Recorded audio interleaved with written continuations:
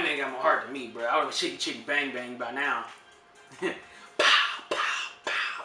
Oh, I thought you meant something else. Hey, what's going on, guys? This is Gunn here. Legendary Q, aka Uncle Hefe, back at it again. This is Cut the Camera, and we're here to talk to you about the Batman and get into it about, this is no spoilers at all. Absolutely not. Go see the movie. First and foremost, this is a no spoiler territory. We got the dukes for anybody that do any spoiling around here. We hate anything about spoiling because it's an absolute, especially when it's a great movie. Don't be that guy. At least give them 2, 3, 4 weeks. After 4 weeks, it's on you. I ain't got nothing for you. That was your fault that it got spoiled. But it's the first 2 weeks. Don't be that guy. Give everybody a chance to go see it. So this is a no spoiler zone for sure. So we're not talking about the movie really at all. We're talking about how relatable Batman was in this movie. Shout out to Robert Pattinson. He did phenomenal in his role, in my opinion. He did really good to champion it. No, he killed it. Everybody had concerns about the Twilight Batman. No, he killed it. They did exactly what I hope they did. Something that was never done before. Don't try to recreate an old Batman. Don't try to do. They did something original and it worked. That's all I'm gonna say to it. They did a good job. I think the Rotten Tomato 90+% is worth everything. I'm excited for Batman #2. Yeah. But what I like the most is how they balanced the fantasy versus realism. It didn't feel like, oh my God, this was so hard to imagine. It was like, nope, this is probably what life would be like if a billionaire decided to be Batman.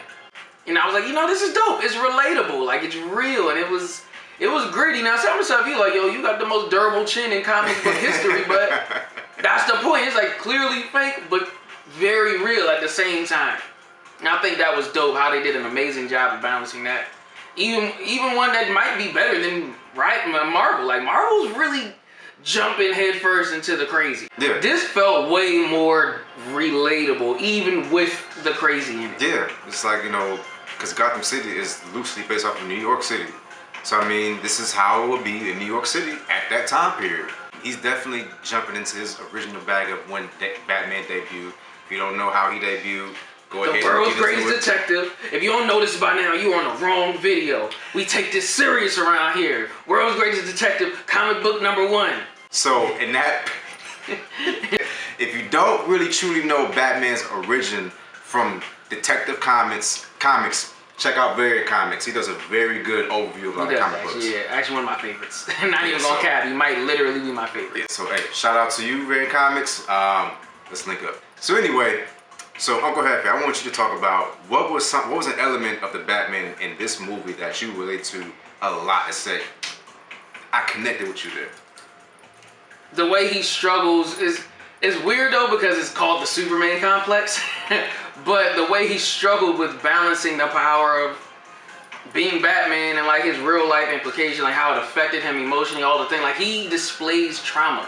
And Batman has done this in every film, but I think they did a great job displaying how trauma, he wore the face well. When he was sad, he looked sad. When he was happy, he looked happy. Like, the acting was, it's rare that you hear these things said in the same sentence, but they did a good job filming a DC movie.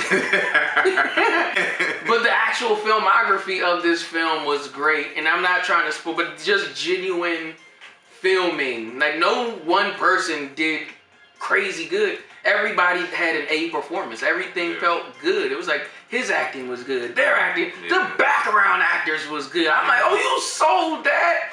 You looked feared for your life. He didn't have no lines.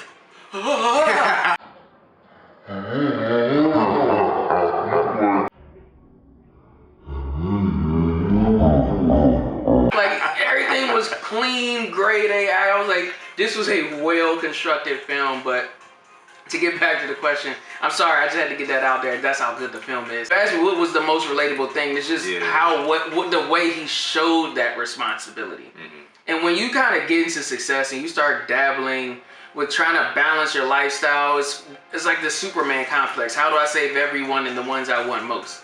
How do I protect all of the city and my house? It's sort of like a weird dichotomy that you try to balance and you struggle with it. And him actually showing, just even in like there's scenes in where he's balancing it, and you've seen this before, but I think they did just a different and better job with it. They just showed emotion better in this film. It didn't feel dry and dark. It felt gritty and gruesome. There was a difference. It was like, yeah, this lights were out like normal. You know, DC don't pay the light bill, but it felt purposeful for a change, as opposed to just being in a dark ass room. That's what really drew me in. It was just like, as things played out, I could really relate to him as a character more. I'm like, I could see why he would make this decision. I could see why he would make that decision. I could see how the past decisions or past traumas related to this decision. I could relate to that, and I could see the complex he was trying to balance. I think for me, it was more so, there's a thing where people talk about some fables like Atlas, for example. And Atlas is the one that holds the world on his back. He's cursed with holding on his back forever. People that played the game God of War or have had to learn those studies within class know who I'm talking about. So Batman completely, he embodies that. And it shows up in this film. And in that way, that's how I relate to it. Because there's a lot of projects that I do that I want to take on because I don't want to be a burden to the team. If I have a good team, there's people I care about that I want to take on that burden for, like my mother and my siblings or whatever.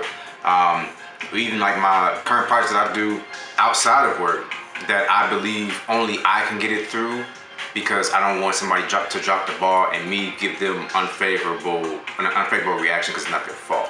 So I see that a lot within this film, and when he shows that in different areas, because we all know Batman likes to work alone, but it's more so for the simple fact that he likes to work alone. But in this film, it's like he shows why he wants to work alone. I won't say why. I really want to. We can't now. No spoilers.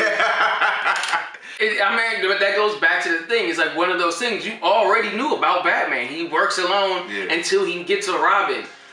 But in this film, they show a good way of balancing. Like, oh, okay, I can see why he would emotionally feel that way. I could see why he wouldn't want to do this. I could see why he wouldn't, or why that might plague him. Why will it? Like, you get a lot more of who the character is as opposed to just, well, you just supposed to know this to know it. Just to yeah, like I felt like I related. I was like, man, like I could take this guy to the bar. Like, are you okay, dude? Like, is this something you need to talk about? But like, I really did like that. Something else I thought was dope is sort of like that's that complex of the person that's kind of gonna break the rules or push the envelope forward. They're always looked at as crazy until they get the job done. Then everyone wants to praise them. Sort of like that Kobe complex where they're like, damn, Kobe didn't go to prom. He didn't do this. He didn't do that. He didn't have a childhood. But then when he's the multi-megalodon millionaire, you're like, well, it paid off though. Like, you were so pressed to be the 17-year-old at this little house party. He didn't get to go to parties, but now he's in the NBA and you're working at McDonald's. So was the house party worth it? And people call you crazy in the moment until it's done. And I think that that was something that I related to well in the film. Is like, there were scenes where they were telling him, like, you can't do this, you can't do that.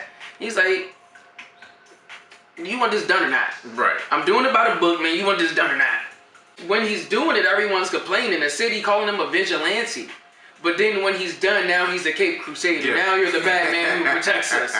But remember, I was just a nigga in a mask a minute ago. You wasn't fucking with me. I was the Crusader. You didn't want me on the crime scene a couple minutes ago.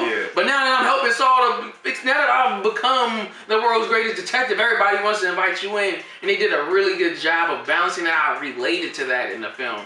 Where you're like, damn, like superheroes still go through that shit too. And that may be some of y'all that's watching this video right now. You feel like you are a Superman or more so a Batman in this instance, where everybody's going to just shun you for what you're going through, what you're doing, you not being going to be successful, whatever the case may be. Or even, it doesn't even have to sound negative. It can sound very positive, but it's negative. Like, for example, people that like to shop and buy clothes as their therapy. When you know you don't got the money to buy them clothes, sit down, go grab some tea, and then get back to work. I ain't never had that problem. I ain't gonna cap. I've never had a shopping problem, so I can't relate to y'all on that one. My wife had to buy me clothes. She told me, like, yo, we gotta upgrade your wardrobe. Yo, we can't.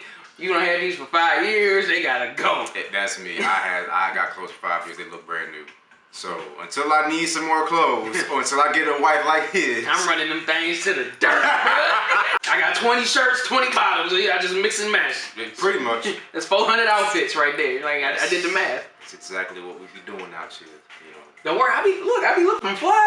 Yeah, I take care of it. You know what I mean? I'm clean. I look good, but yeah, my fro is completely out. This is definitely like a 3-year-old shirt. Like this ain't new. This is like a shirt pack of Hanes for like about 3-4 years ago. I just gotta stay the same size. Now that's becoming more of a problem every day. You know, food is good. I eat. Yeah. But yeah. Other than that, I got no shopping problems. But yeah. So just saying that all in all, you know, the shunness of what you do doesn't have to always sound negative. It could be completely positive, but it's counterproductive to what you're actually doing. So you know, that's another relatable thing with this particular Batman is there was things shunning him, but he was like, well, I know, you know that I know that you know that this is the way to get this done. So what are we fussing about? Sometimes you need someone that can just come in and be like, yo, do you want the job done or not? I did think that, but that's always Batman. That's superheroes in general. Superheroes live above the law for that. Superman doesn't have to abide by a legal ruling. When you watch the Batman, just ask yourself, am I the Batman? Do I think like this? Do I go through these different things? And then how does he, if you really want to go that far into the comic universe of that, what would you do if you were Batman? Like you can legit ask that question when you look at this film at that point. Batman got more heart than me, bro. I would have chitty chitty bang bang by now. Pow, pow, pow. Oh, I thought you meant something else. Man, I wasn't talking about that, but man, he Zoe. But that's all the time we have. That Catwoman was Catwoman. I'll tell you that. Okay, was she better than Halle Berry? As an actor, like playing the role. Playing Catwoman. Okay. I cannot say anyone before this film did bad, but I will say, except Batfleck, I did not like that. He did bad. I'm gonna say he did bad. Anyone other than Batfleck did not do bad. It's just in comparison to this. This was really just outstanding. It was like, y'all really did y'all thing with this. So I don't want to be like, oh, the Dark Knight this or that. In comparison to the Dark Knight, first film, I think this was better. This was better than Batman Returns. Or was Batman Begins, I mean. Look, you don't even remember that shit. It was so bad. Like, everybody remembers the Dark Knight. You forget that's a trilogy. That was a sequel. That's how bad the first one, we just forget. Like, oh yeah, he went and met his uncle or something, old head.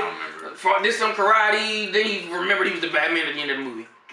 Now, you get into the Dark Knight, you be like, nah, we start that film. The Joker, he up on the bus. You remember everything from that film. You don't remember nothing from the first Batman film. And then Dark Knight Rises. Dark Knight Rises, we right back at him with Bane. Helicopter, I mean the airplane, whatever, the beginning of the film. You remember, first scene, like what happened? Bane dropped the plane, he was holding the whole plane fell from around him. You remember the shit because it's real, like it's capturing you. But don't get me started on these other DC films. I'm not gonna bash the rest of DC right now because Batman is giving me hope. It's giving me hope. So with that being said, what do you think? Are you the Batman? Are you gonna watch it? If you do, drop us a comment. Let us know what you think. Have a good day.